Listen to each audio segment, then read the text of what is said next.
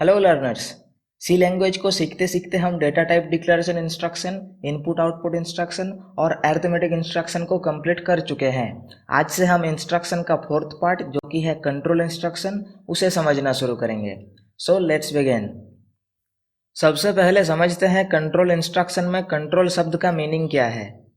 तो देखिए, जब भी हम कोई प्रोग्राम बनाते हैं तब एग्जीक्यूशन के दौरान सीक्वेंशियल मैनर में स्टेप बाय स्टेप हर एक लाइन एग्जीक्यूट होते हैं।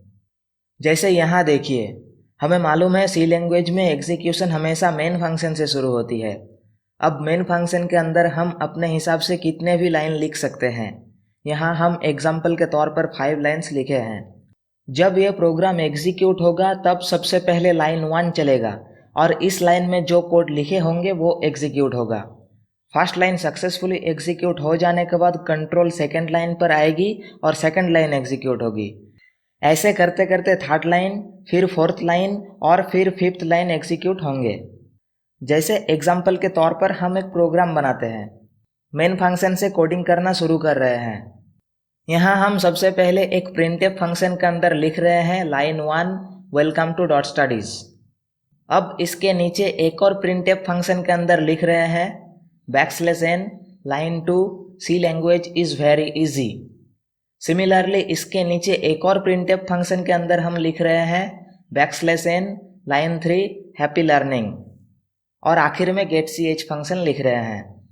तो देखिए, प्रोग्राम जब एग्जीक्यूट होगा सीक्वेंशियल मैनर में एक एक लाइन एग्जीक्यूट होंगे। सबसे पहले ये वाला प्रिंटफ चलेगा जिससे आउटपुट स्क्रीन पर यह मैसेज प्रिंट होंगे जो कि line 1 welcome to dot studies. ये फर्स्ट लाइन सक्सेसफुली एग्जीक्यूट हो जाने के बाद कंट्रोल सेकेंड लाइन पर आएगी और ये प्रिंटफ फंक्शन चलने से न्यू लाइन पर प्रिंट होगा ये मैसेज जो कि है line 2 C language is very easy.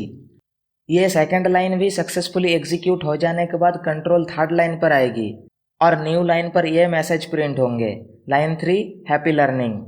और आखिर में कंट्रोल getch फंक्शन पर आएगा और वो अपना काम करेगा, मतलब कीबोर्ड से एक की प्रेस करने के लिए बोलेगा और जब तक उसको एक की नहीं मिलेगा प्रोग्राम एंड नहीं होगा।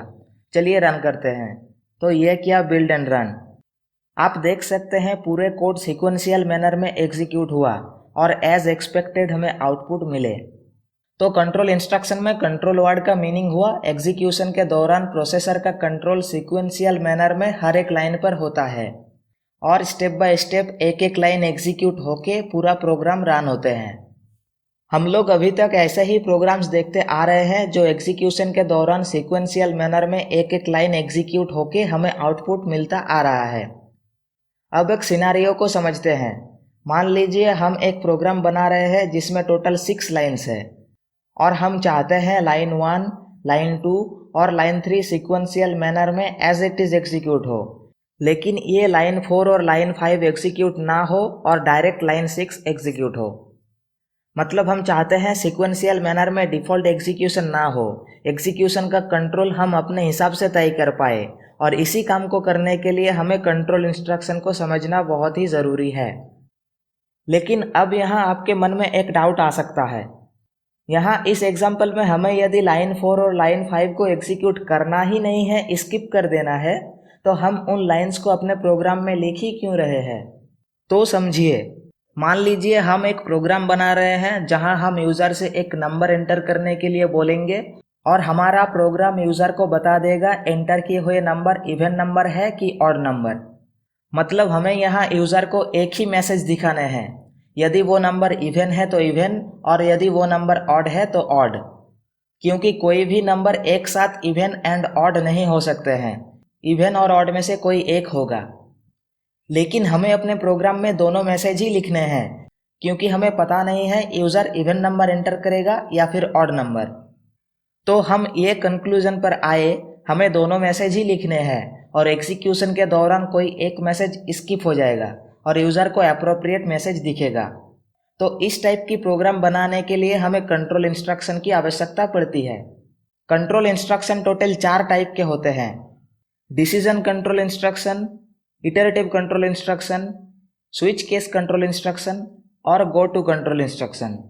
हमें एक एक करके सभी कंट्रोल इंस्ट्रक्शंस को समझना है।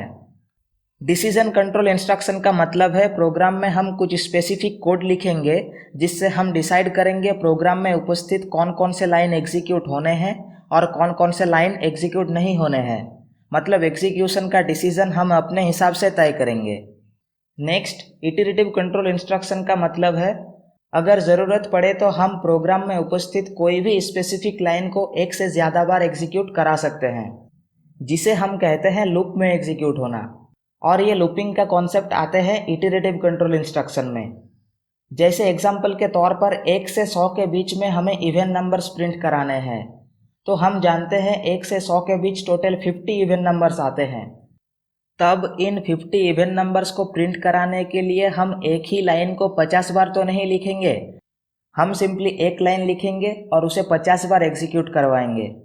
और ये काम हम कर सकते हैं उस लाइन को लूप में डाल के, जो कि हम इटरेटिव कंट्रोल इंस्ट्रक्शन को समझने के बाद कर सकेंगे। अगला कंट्रोल इंस्ट्रक्शन है स्विच केस कंट्रोल इंस्ट्रक्शन। ये बेसिकली प्रोग्राम में उपस्थित लाइंस को स्विच करने का काम करते हैं। हमें अपने हिसाब से कुछ केसेस लिखने पड़ते हैं और स्विच जिस केस को एग्जीक्यूट करने के लिए कहते हैं वो वाला केस एग्जीक्यूट होते हैं। अगर आप यदि ठीक से समझ नहीं पाए तो कोई बात नहीं, हम जब स्विच केस कंट्रोल इंस्ट्रक्शन को समझेंगे तब इसे डिटेल्स में कवर करेंगे, डोंट वरी। और लास्ट वाला कंट्रोल इंस्ट्रक्शन है go to control instruction. Go to basically एक फंक्शन है जिसकी सहायता से हम कर्सर को अपनी मर्जी से किसी भी पोजीशन पर मूव करा सकते हैं। इस कंट्रोल इंस्ट्रक्शन को भी हम अगले आने वाले लेसन में डिटेल में कवर करेंगे। यह है total 4 types of control instructions जिसे हमें समझना है। हम नेक्स्ट लेसन से एक एक करके सभी कंट्रोल इंस्ट्रक्शंस को समझना शुरू करेंगे। उम्मीद है आपको कंट्रोल इंस्ट्रक्शन की ये इंट्रोडक्टरी पार्ट समझ आए होंगे। अगर आपको इस लेसन से रिलेटेड कोई भी डाउट या सजेशन है तो उसे कमेंट बॉक्स पर ज़रूर शेयर करें। मिलते हैं नेक्स्ट लेसन में कंट्रोल इंस्ट्रक्शन का fast part decision control instruction के साथ। Thank you for giving us your valuable time.